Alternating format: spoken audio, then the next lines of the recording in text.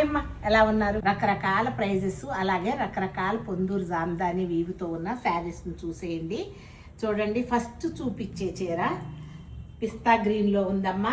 Blouse లేదు ఈ చీరకి.